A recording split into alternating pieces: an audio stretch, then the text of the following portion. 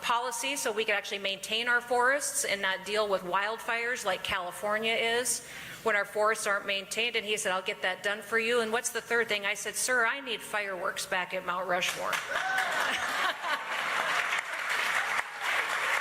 And I bet he loved that. Yeah, he goes, what? I said, well, we've always, every year, been able on the 4th of July to have fireworks at Mount Rushmore. And those TV shots of Mount Rushmore, a monument to great leaders, celebrating the freedom and independence that we have here as Americans, I said, but as soon as President Obama came into office, he took it away from us. And I'd like to have it back because I think it's a reminder not just to the people in this country, but to the whole world what America stands for. And he said, I'm going to help you get that done. That's fantastic. She wants fireworks. We're going to get fireworks. I got a little worried because every time I saw him for a year after that, every time he looked at my face, he'd say, how's our fireworks going? Are we getting our fireworks? And I was like, oh my goodness, he thinks all I want is fireworks. I actually wanted some other things, but he got it done. Did you guys see the wonderful celebration we had July 3rd?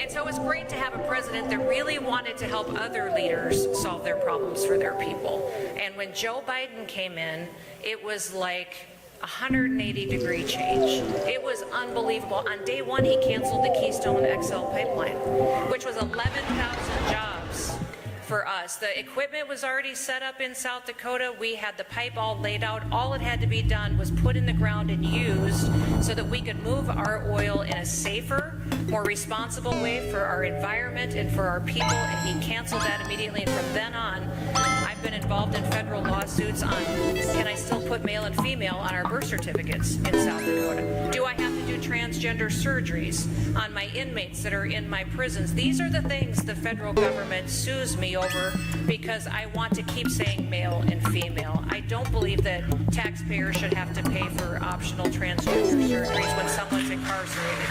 And so it's dozens of those types of situations. Instead of being on offense solving problems, now I'm on defense just trying to protect my people. Well, we're going to go on offense again in January 2025.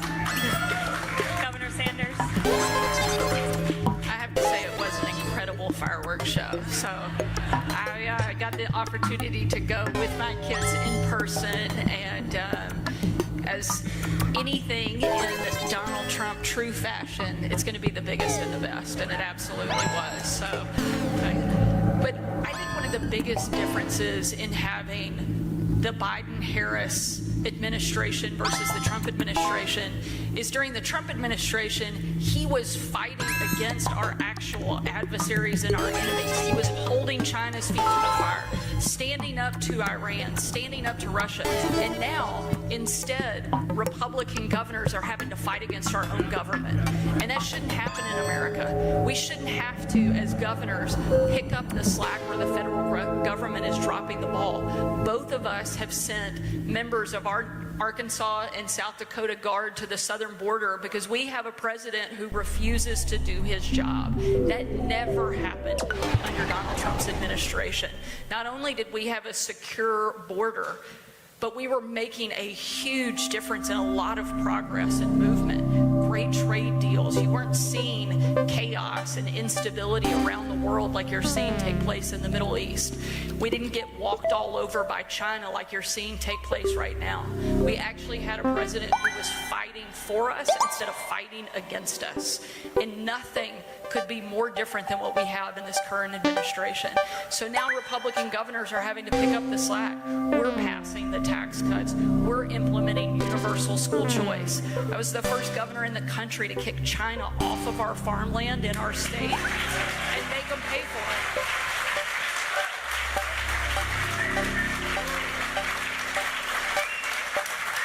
And when Donald Trump was in the White House, he was leading on those things.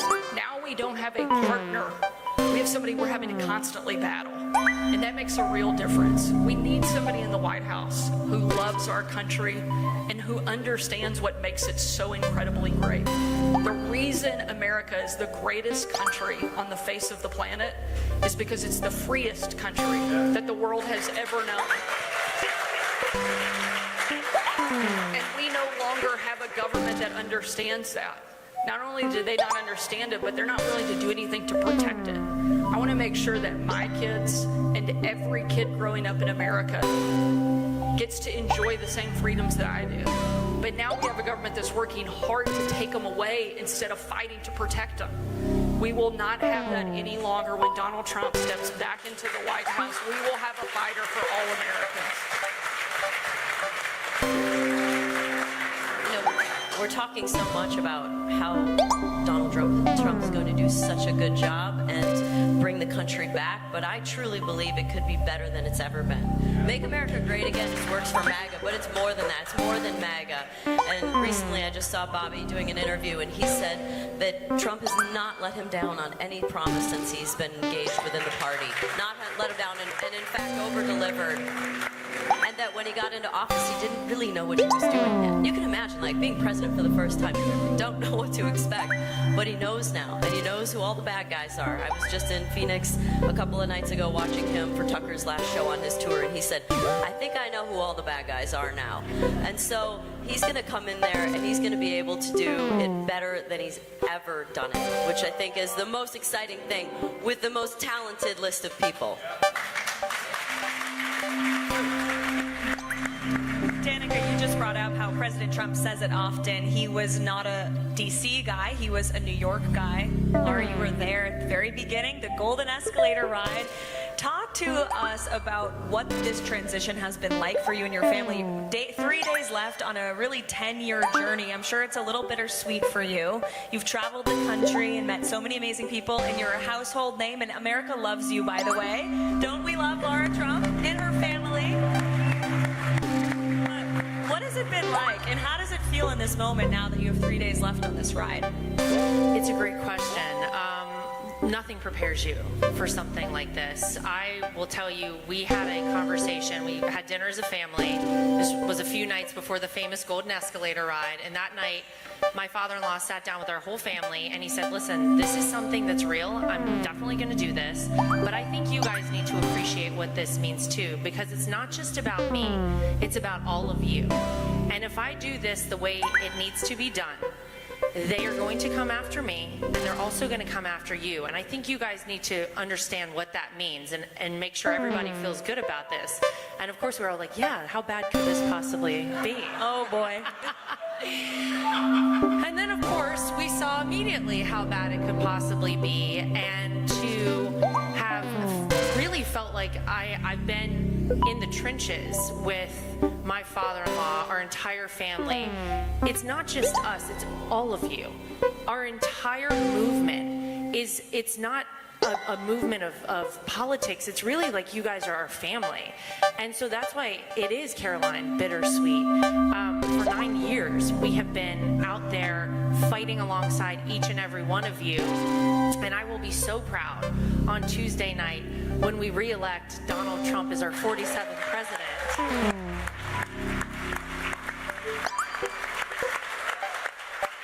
Look, for me personally, look, I think I probably grew up like most people in America did. And I can tell you that in my wildest dreams, I never imagined I would have the last name Trump, let alone all the rest of this, for sure.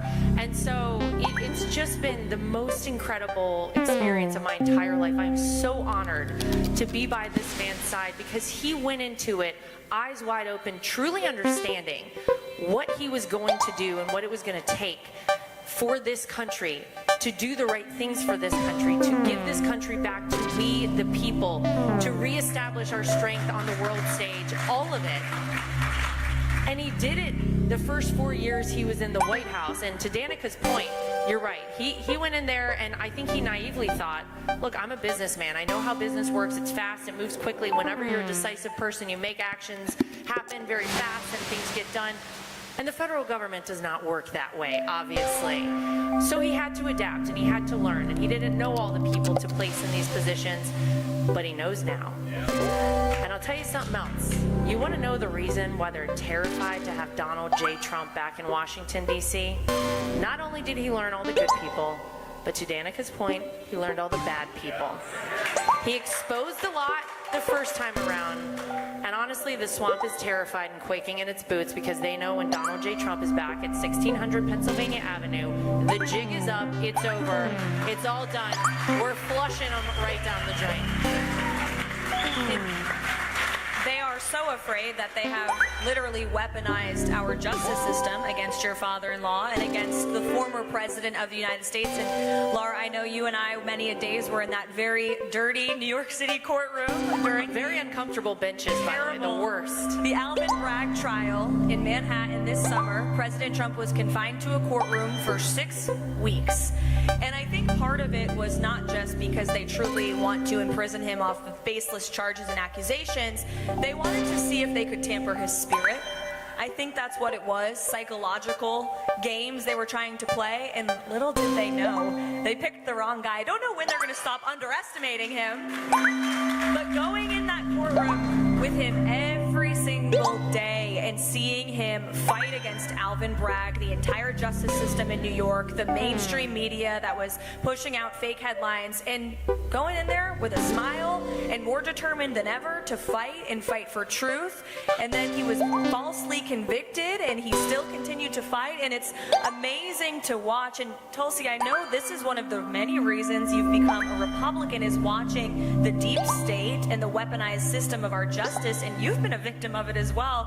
Can you speak to that, please? You know, there are a lot of people who, unfortunately, will just read the headlines, and it's something you deal with all the time, Caroline, as you deal with media, is they just throw out these sound bites. Oh, so many felony charges and this, and that, without ever actually looking below the surface to see how one by one they're being tossed out, and they are being exposed.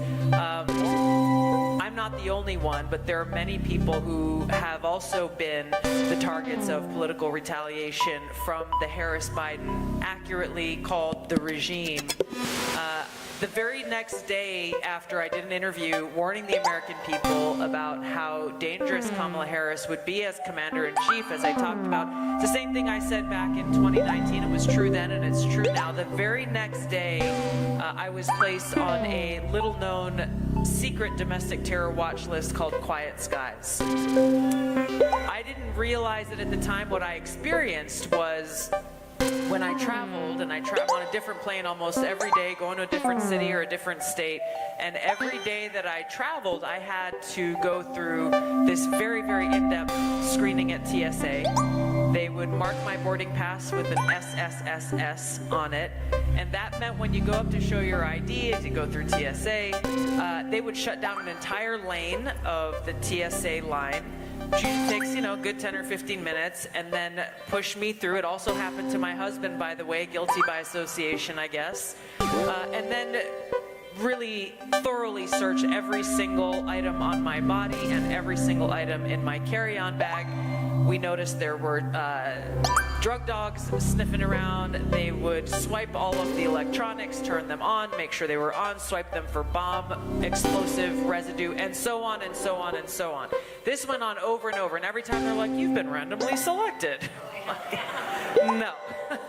There is no way. So after about a week and a half of this, there were federal air marshal whistleblowers who came forward and presented evidence showing that I had been placed on this domestic terror watch list, that TSA had what they called an active targeting package focused on me, and that they had assigned at least 3 or 4 federal air marshals to surveil me from the point I got to an airport, through the flight, and then to the point where I actually left the airport. To this day, this has not been addressed by anyone in the administration. I did an interview with Dana Bash shortly after this happened and brought this up. She's like, "Oh, I've never heard about this." Pretty convenient. She said, Of course you haven't, Dana. Exactly. She said we should follow up on this. That was like 2 months ago. We sent a message yesterday saying, what happened to the follow-up, CNN? The point is, the propaganda media is working in force to push the Kamala Harris narrative that President Trump and those of us who support him, those of us who are exercising our right to free speech, those who may be peaceful pro-life protesters, anyone who criticizes their government is seen as a traitor, as an opponent, as someone who must experience their retaliation, sending the message that if you go against us, you may be next. And that to me is again, going back to the hypocrisy. These are coming from people who claim to stand for freedom, who claim to stand for democracy. Kamala Harris says she is the defender of democracy, that they protect the rule of law. But we have to recognize that every one of the things that they say they stand for, she says that they're the ones who secure the border. The list goes on. In every single one of these instances, it's an intentional distraction tactic, hoping that we don't actually pay attention to the fact that they are doing the very things that they accuse Donald Trump of doing. Always. And how shameful that the regime, as we call it, went after you, a veteran of this country who honorably served in our military. It's despicable. It was interesting. At one of these stops, I asked, I was talking to the TSA supervisor.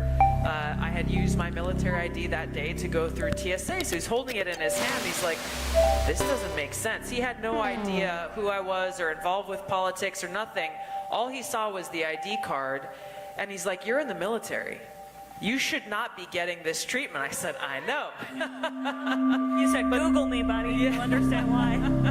But the interesting thing was that he said that, they get people coming through who get this treatment every now and then. But he noticed how after President Trump was elected, that there were a number of people that he knew personally who never had this screening before. And all of a sudden, when they spoke out for President Trump, they were now part of the random selection. Exactly. It is intimidation, and it is interference and an undermining of our democracy. And this is and I want to hear from Danica, because she's never voted before in her life. She just voted for Donald Trump. But I'd love to hear from you, Danica, because I know there are a lot of people that I meet along the way who feel hopeless, who don't vote because you feel like your vote doesn't matter, your voice won't be heard. But I think there are a lot of people maybe who are in your situation that you could speak to who aren't sure how they're going to vote in this election. Thank you. And I'm so sorry for all of that. Can you believe that she's being treated like this as someone that serves her country? Exactly. Look, this is the first year I voted. I was a race car driver, and In a badass one. I didn't have a lot of time to put forth towards politics or understanding it all. But look, I'm a person of pride and integrity and honesty. And I mean, when I was a kid, I had that USA jacket with the flag on the back and the USA down the arm. If I wore that now, I'd be making a political stance. That's wild. I have a shirt on that says Proud American. Making a political stance. That's wild. And so in December, I went to an event that Charlie Kirk put on in Phoenix called AmFest. And you guys know who Charlie Kirk is? He's done incredible things for voting, for kids in colleges and high schools. He has chapters everywhere. This man works so hard. He talks so much, he literally sucks on lozenges all day, every day. You'll notice if you see him talking these days. But I went to his event in December with my sister, and I posted some pictures afterwards and said I love this country. And the backlash from that was so shocking to me that I could say something like, I didn't actually even say Make America Great Again. Strategically, I just said, I love this country. So what that did, because I'm a person of integrity and I'm a person of pride and I'm proud of this country, I've lived somewhere else. I lived in England for 3 years. I've traveled the world. I know how good it is here. In fact, I had an argument with somebody that lives in another country who was saying, I was having an argument about illegal immigration, and he's like, yeah, but you have an amazing country. People should be able to start a life, have a life there. I'm like, and we should pay for it? What if I came into your country and you gave me a card full of money for groceries and somewhere to live and a cell phone? Is that fair? That's how great this country is. People see it. as the most amazing country that everyone wants to be a part of. And as I think Charlie Kirk pointed out one time, there was somebody he talked to. Have you seen his little chats with the colleges? Somebody said they were going to leave if Donald Trump was elected, and he said, and he said he didn't want to be in this country if he got elected. And then he said, well, are you going to leave? And he's like, no. He's like, that's right, because it's the only country that even if you hate the president or you hate whatever's going on, you're still never going to leave. You can hate this country and still want to stay. So it lit a fire when people had this strong opinion of me saying I love this country, because I do. And I want to be able to wear that jacket. I wish I still had it. And I want to be able to wear a Proud American shirt. And I want it to mean that we're all united and that we are just proud Americans, not that I'm a proud Republican. I also have a tattoo of an American flag on my back. I'm not going to show you, but that's how much I love this country. I love it. Well, since you mentioned the topic of illegal immigration, this is arguably the #1 issue in this election. Inflation and immigration, it's what we hear everywhere we go. Who's excited to have a secure border again? And every state has become a border state in this country because of Kamala Harris's open border invasion. And what they've done at the southern border is arguably the worst dereliction of duty by any president and vice president in the history of our country. And I want to share a quick story because I know that in Georgia, you have suffered the tragic consequences of illegal immigrant crime with the slaughtering of a beautiful young woman, Laken Riley. And it's so despicable that Kamala Harris wants to be the first female president of the United States and has never taken the time to reach out to her mourning family, has never taken the time to express her condolences or to change the very policies that led to that brutal death. And sadly, Laken is not the only one. We know Rachel Morin in Maryland, Jocelyn Nungare, the 12-year-old in Texas, who was brutally raped and killed at the hands of someone who should have never been in this country in the first place. And I've seen President Trump, and I know everyone else on this stage has too, grieve with mourning mothers and fathers of illegal immigrant crime. And it was here in Georgia, just a few days after Laken's death, where we held a rally. President Trump personally picked up the phone to call that family in the wake of unimaginable tragedy. I'm a new mother. I had a baby 3 months ago. I can't imagine what this family has gone through. Thank you. I can't imagine what this family has gone through. And President Trump takes time out of his busy schedule to call mourning mothers and fathers and family members of the tragedies that are caused by Kamala Harris's terrible policy. And Kamala Harris doesn't give a damn. I hate to say it, but she doesn't. And so I'd like, especially the governors and Laura, who has seen these conversations take place, talk about that side of your father-in-law, the compassion and the sympathy that he has for families who have suffered the worst of the worst tragedies in this country. Yeah, and it's not just illegal immigration. It's, he came right here to Georgia in the wake of Hurricane Helene and wanted to check in with people here on the ground. He went to the western part of North Carolina, and I've seen him in these moments. It's when the cameras are off. It's when no one's around, and he really obviously does care about this country. Look, he is putting his life on the line to save America. I can tell you, Donald Trump never needed this job. This was a guy who was known around the world, had made his fortune, had fame, he was a household name, and he had a great life, and everybody seemed to really like Donald Trump, and he knew getting in a race like this, what that would ultimately mean. I don't know that he knew it would get this bad, but he knew what it would mean, and you've seen time after time, you've seen impeachments, you've seen indictments, you've seen a mugshot right here in Fulton County, which is the greatest one we've ever seen in the history of the world, by the way. Thanks, Fanny. Phony Fanny. You've seen 2 assassination attempts on this man's life, and he's still in this race and he's still fighting, and it's because he really loves this country. He really, truly cares about the American people. And, it's funny because I will never forget, this is a story that I don't tell many, but I'll never forget what I saw right after the last time my father-in-law left the White House in 2021. We flew down to Florida for the last time on Air Force One, It was very somber, very quiet. Obviously, it was a pretty tough time for all of us, probably for all of you as well. But no one more than my father-in-law. And he asked us all to have dinner with him that night. And as soon as he came to dinner, we were all kind of like, oh, I don't know what this is going to be like. What do we say? What do we do? And he sat down and he just kind of exhaled and he goes, well, I got to do it again. Oh my God. Yeah. After all of the things that had just happened to him, after all of it, he said he had to do it again because he really said, I'm not done with what I want to do for this country. And I thought that was incredible to see that he knew the day he left office that he was going to try again to come back and do what was right for the United States of America. It's incredible. And look, I know him as a father-in-law. I know him as a grandfather. My kids absolutely adore him. In fact, one of the greatest moments, I think, of their life was when I was in the other room. And, of course, TV's always on in our house. And they go, Mom, come in here. Grandpa's working at McDonald's. That's it. They're sold on that. I mean, he's the greatest. And about 2 days ago, I got a text from him. I woke up at like 4:30 in the morning because we're hustling out there, guys. We're not sleeping. I hope nobody's sleeping for the next 72 hours, okay?